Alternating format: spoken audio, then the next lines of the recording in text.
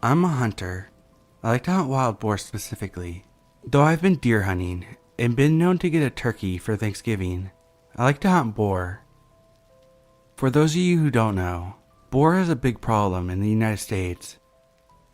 A sow can have 2 litters a year, and it's not uncommon for a litter to consist of 10 or more pigs. Given that pigs eat anything and everything, it's not hard to see why the Department of Fish and Wildlife makes it legal to hunt them with almost no restrictions.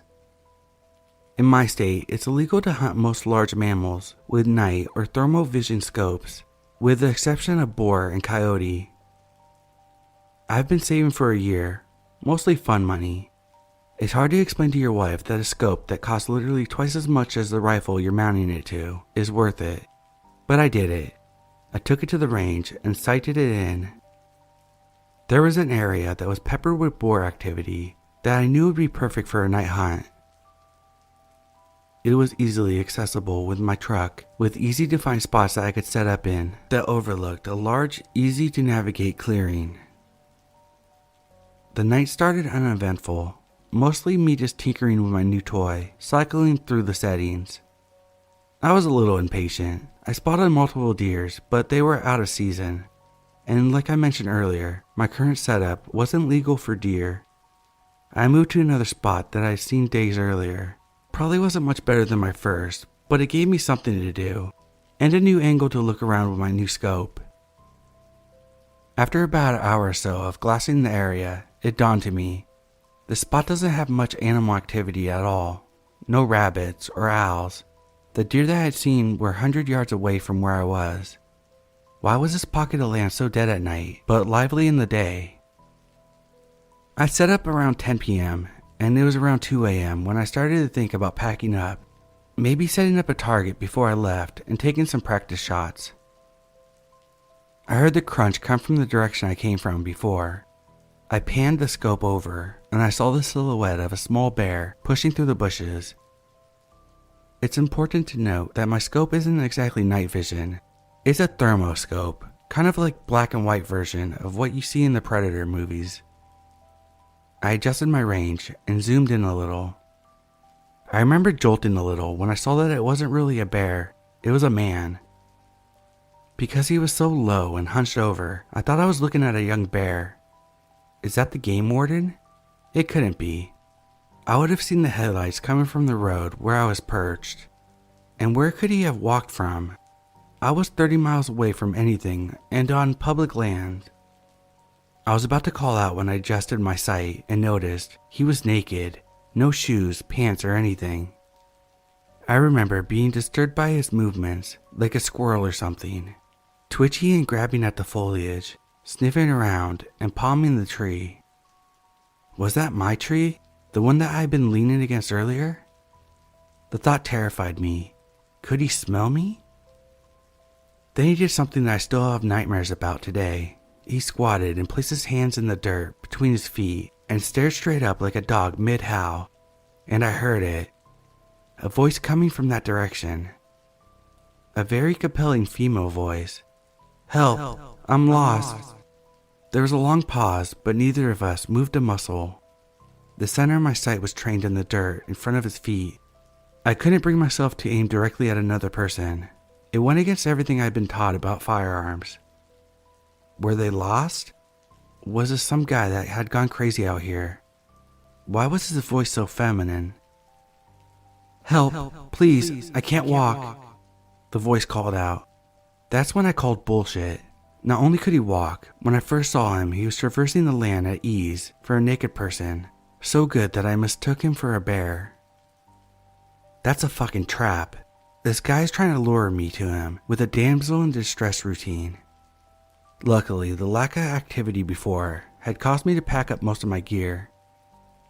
I think I may have left behind a hat and a sitting pad, but I didn't give a shit in that moment. I took my eyes off of him for a moment to get my pack on. I buckled my chest strap and scrambled for my rifle. To my horror, he was in the same position, but his face was staring in my direction, and I swear I saw a smile.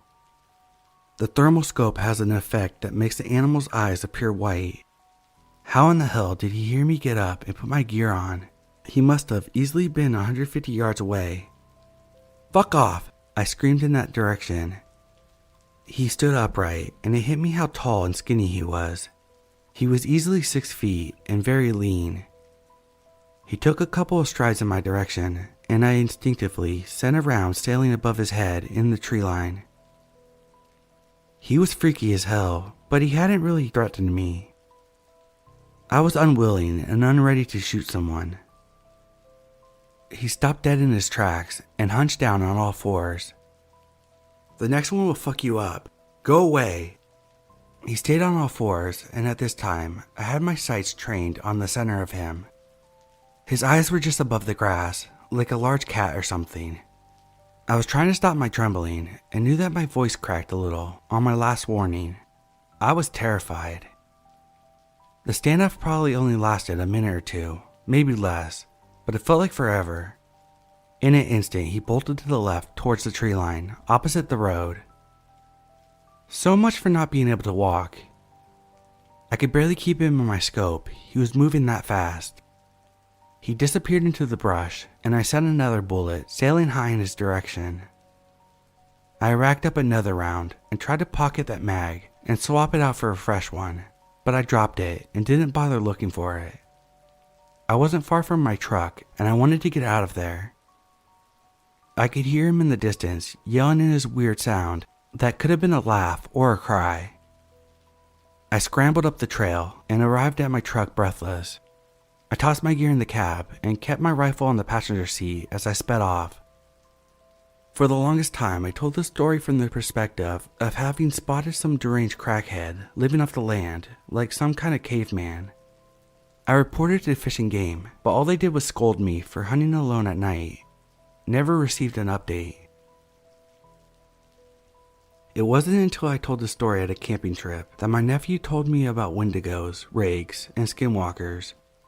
My story scared the piss out of him because the spot that we were camping was technically the same forest I had seen the bastard, just 50 miles east of it. He was so spooked, his mom, my cousin, had to take him home. She was really pissed. I've gone down the rabbit hole on these scary stories. I'm not saying what I saw was definitely a wendigo or a skinwalker. I'm saying that if such things do exist, I may have dodged quite a bullet that night. Or maybe it was just a tweaker, being Donnie Thornberry in the middle of the night. Either way, I thought I'd share.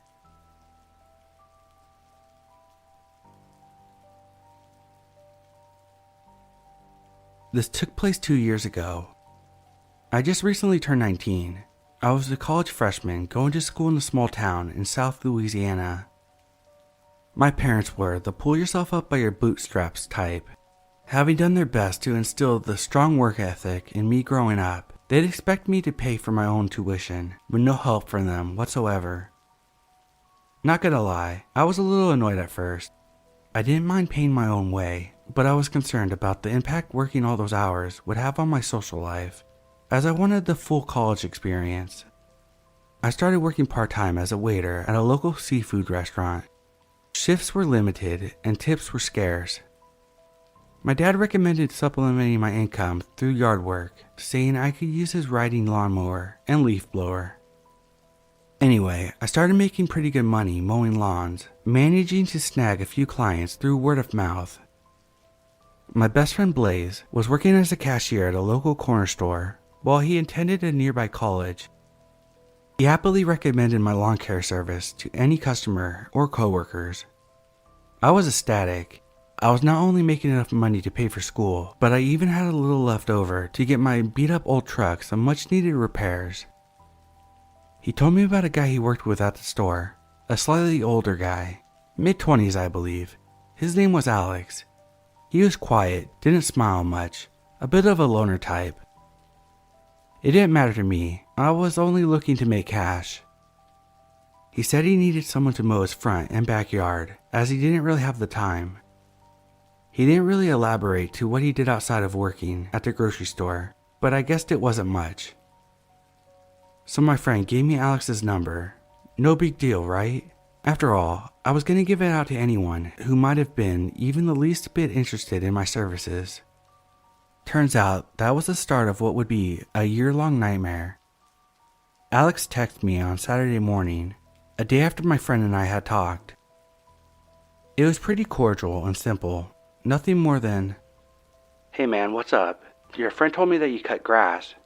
I gave him an affirmative, and then asked if he would like me to come over, and how frequently, given how often it rained here in South Louisiana. He simply told me to come over later that day, and that he wasn't sure if he could afford me on a weekly basis. Whatever, I thought. Maybe we could work out some kind of arrangement. I immediately hopped out of bed, got dressed, and drove to where he lived, which was located on the far side of town, across the bayou. His house wasn't located in the nicest of neighborhoods. Many of the houses were run down, seemingly in a state of disrepair. The yards were thick with grass, knee-high length if I remember correctly. I didn't think any of those people could afford to pay me even a quarter of what I charged at the time, which wasn't much, at around $45. I finally made my way to Alex's place, which didn't look all bad compared to the other houses. Horizontal siding painted a soft pastel blue, sat atop dark gray bricks, with a cracked bay window in the front. I parked my truck on the side of the street and shot him a text stating that I had arrived. He came out of his house in a wrinkled t-shirt and pajama pants, looking as if he just woke up. "Hey," I said, smiling as I usually do. "Rough night?" I asked jokingly. He didn't respond, just blinked and ran his hand through his dark blonde hair for what felt like an eternity, but realistically could have been less than a minute. We both stood in complete silence. His dark green eyes bore into me. I avert my gaze, catching sight of a fallen branch that had broken off a large oak tree in his front yard. We had just got hit by a hurricane a few days earlier. "So how'd you guys weather the storm?" I asked, my eyes affixed to the broken branches and scattered leaves. He simply shrugged and said, "Okay." It occurred to me that I might have been speaking to the wrong person. "You're Alex, right? You work with my friend at Village Market?" He nodded. What the fuck was with this guy? I thought. I just kept smiling, as I always did when I would get especially nervous. I told him that I have a lot of clients to get to that day, and that I better get started as soon as possible. He just nodded and pointed to the back gate on the side of the house. He started walking, and I followed. It was a sizable backyard, children's toys scattered almost everywhere. There was a cluttered tool shed next to the fence far off to the left. I did my best to hide my disgust as I nearly stepped in some dog shit. It was weird. The backyard was like a minefield of dog shit, yet no dog to be found. I brushed the thought away and just went to work. Alex didn't bother me or really interact with me at all that day. He seemed really friendly via text. I just chalked it up to him being really socially awkward, like my friend said. He paid me once I finished mowing his lawn, and then I went on my way. Later that night, he texted me again. He apologized for how he acted, saying that he was just tired from the night before and that he wasn't sleeping well and under a lot of stress. I replied that I understand completely and asked him if he needed me next week. He ignored my question and asked if I could suggest anything from Pelicans on the Bayou, the restaurant where I'd been working. At first I was taken aback by the question. I wasn't sure how he knew I worked there, but then it occurred to me that my friend must have told him. I recommended the battered chicken wings, and he thanked me. We started texting back and forth the next few days. He asked me questions about my life, nothing too personal. He'd make inappropriate jokes, nothing I couldn't handle though. He seemed like a pretty cool guy when we talked via text. Strangely, most of our conversations happened late at night or early in the morning hours on weekends. Again, I didn't mind, because he was a paying customer, and I was a friendly guy. About a month had passed when my friend Blaze had sent me a screenshot of a text he received from Alex. It was supposedly a text sent by me, saying all sorts of horrible things to Alex, like, "He's a fucking loser who'd never get laid, and needed to get a real job." Shit like that. I couldn't believe what I was reading. In the fake text, he even threw some homophobic slurs, which offended me greatly since I had a gay uncle that I was really close to. I decided it would be best just to ignore him. This guy was clearly unwell, trying to start shit with someone he barely knew. He texted me a few days later, acting as if he'd done nothing wrong. The text kept coming. He chatted with me like we were longtime friends. My patience grew thin. I finally snapped and messaged him back. Dude, I know what you did. If you know what's best for you, you'll leave me alone. He feigned ignorance at first, and then proceeded to apologize profusely. I didn't care at that point. I didn't know that guy at all. He was nothing to me. I was busy with my school and work, and I had absolutely no time for any of his drama. I blocked his number. I thought I was over, but I couldn't have been more wrong. A few weeks later, I received another text, this time from a completely different number. It was Alex, again with more apologies. I blocked the number. I figured that he would finally take the hint and leave me alone. He didn't. He ended up adding me on Snapchat using the fake profile. I accepted his request. The name looked familiar, so I thought nothing of it. He asked me if I still worked at Pelicans. I told him that I didn't, as they kept cutting my hours. He then asked if I was still cutting grass. I told him that I was, but for only close friends and family members, as I had a bad experience with a former client.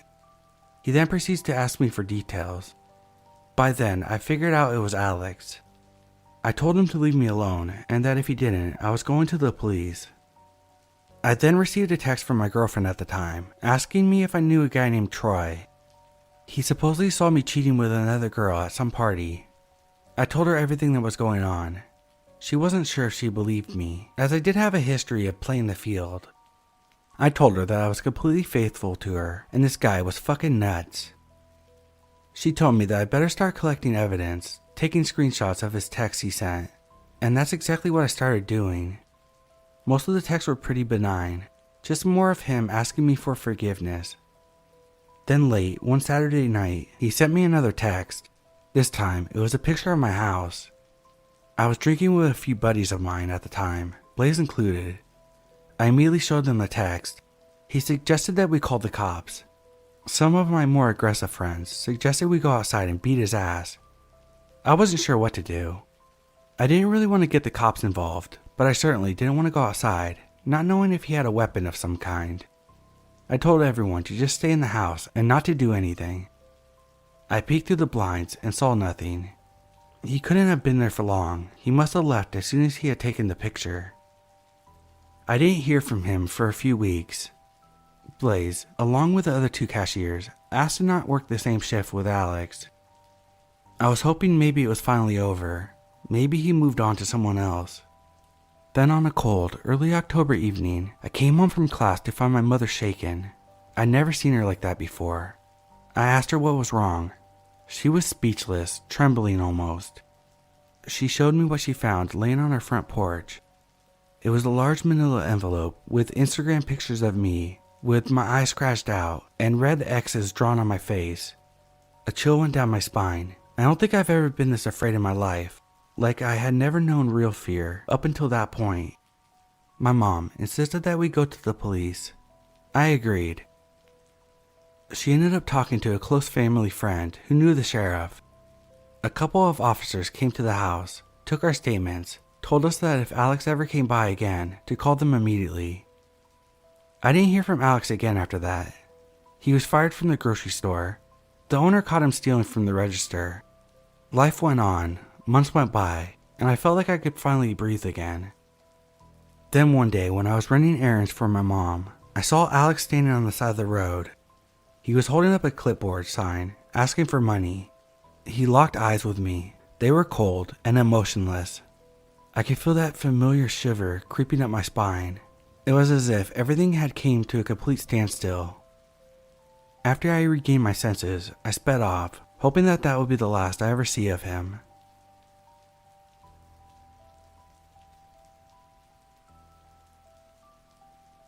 I worked at a gas station when I was 18, and I posted the other day about a coworker who I found out was a Nazi. I have a ton of stories from my short time working there, so I wanted to share another one. This story concerns a friend of mine whose permission I have to post. I lived in a country area with a ton of backwoods type. A lot of them are great people, just the old-fashioned working type, but a lot of them are shady or have backwards ideologies. and everyone needs to get gas, so this led to a lot of creepy encounters. There was a notorious old man, Charles, who was known to be a perv and always extremely rude to any male employee, but overly friendly to female employees. If I was working, Charles would come in with an attitude just to complain and be a dick for no reason. He did not like me. Well, my friend Kayla from high school started working there, and she was 18 as well. She was the youngest female employee. Charles became fixated on her, even though he could be her grandpa. Charles would try to wait off to the side anytime Kayla was working so that he could just talk to her, would try to buy her things, giving her gross compliments about shit like the way her jeans fit. The store managers, 2 women, were on her side, but we tried to tell the main manager, and he told her just to ignore him. Well, one night, Kayla and I were working the 2 to 10 shift together. It was around 9 p.m. I saw Charles coming, so I told Kayla to go in the back. He came in and demanded to talk to her, yelling at me, making gross comments about how he would change her life and how he knew she was there. He even threatened me. He had a large hunting knife clipped to his belt. The main manager told us not to call the cops on him, but I decided fuck it. I told Charles that I'm calling the cops. He left but was found wandering the streets nearby. The cops took us seriously and the store decided to ban him permanently. He ended up being charged with disturbing the peace, and thankfully, we never saw him again. The main manager ended up apologizing for not taking us seriously and said that we did the right things by calling the cops. So at least there was that. We looked up his name and found out that he was a registered sex offender, which makes the story even worse. Just for a fun little extra fact, he has like 20 mugshots that were found easily online and was laughing in all of them. So I don't think he cares about the repercussions of his actions.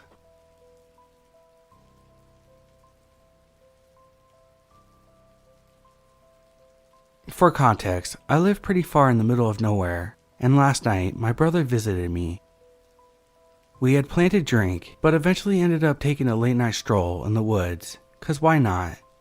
We had taken late night walks plenty of times, just with the difference that we usually hang out at his new place downtown, where there's no such thing as the large wooded areas.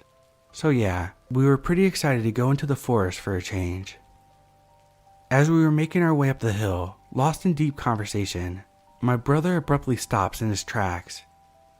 Before he could explain himself, I knew exactly what he had heard. I heard it as well the second time. There was a very quiet, yet very distinctive, wet horse coughing, and it sounded like it wasn't too far away, maybe about a couple feet.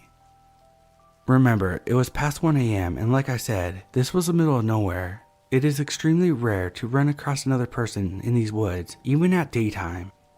So without reconsidering once, we were like fuck this, and turned around to get the fuck out of there. The weird shit didn't stop there. As we were finally back on the narrow dirt road leading home, we saw a bright light yards behind us. At first, we thought it was someone riding their bike with some kind of single light attached to it. When we realized that the light didn't move at all. In fact, it only seemed to get brighter to the point where it looked more like an actual truck headlight than your average flashlight. We eventually pointed our own flashlights back at it, and after a few seconds, the strange light went out just as suddenly as it had came on. I'm not sure if we heard anything after that, but at that point, all we wanted to do was get inside and away from whoever was out there with us. We had also heard some demonic screeching coming from somewhere in the woods at the same time, but I'm sure it was just a deer trying to attract a mate. Great fucking timing. Well anyway, that's it for today. Thought I'd share a little creepy encounter on here.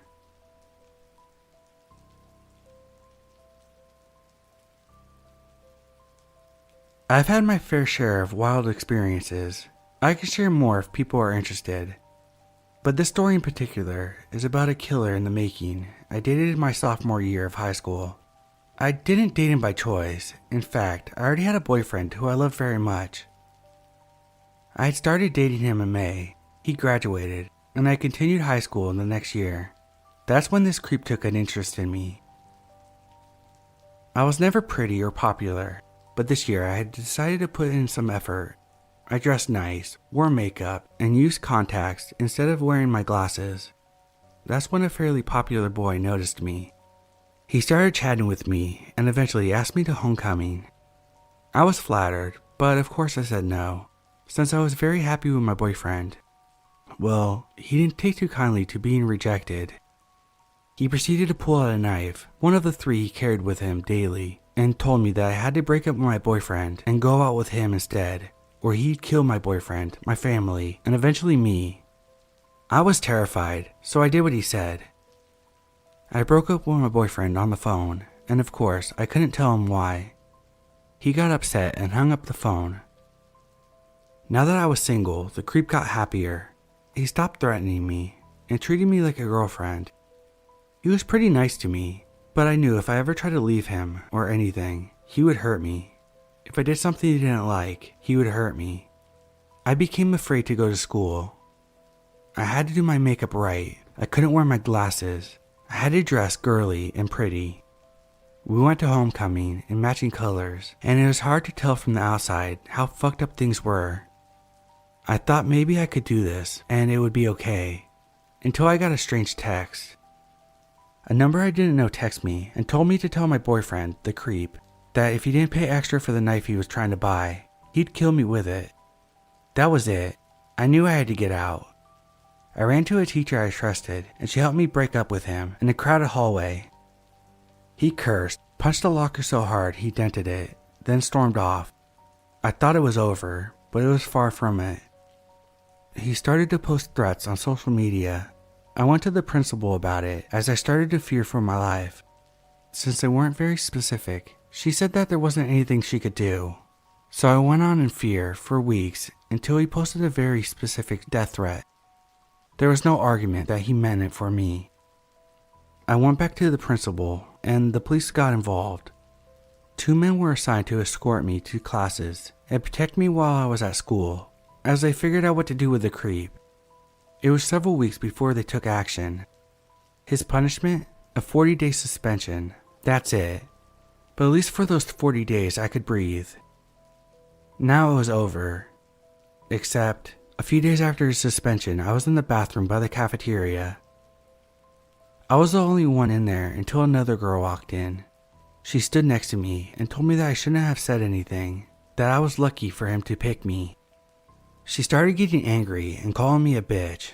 Turned out, she practically worshipped this guy and was jealous of me. Suddenly, she pulled out a knife of her own and lunged at me. I managed to dodge her attack, but she managed to stab me one time in the shoulder. I freaked out and I bolted away, back to my friends, clutching my bleeding shoulder. They tried to ask what happened, but I couldn't stop crying long enough to tell them. She moved to the other side of the country before I could take action against her. With that, it was really over. The creep moved too, so he could have a fresh start, I guess, and I went on with my life. This happened almost 3 years ago now, but I still have nightmares. I'm afraid someday he's going to come back to find me and finish what he started. When I hear someone say his name, even if they aren't talking about him, I freak. If I see something that reminds me of him, even a little, I run. It seriously fucked me up. I don't know how to stop being scared. At least I made it out alive.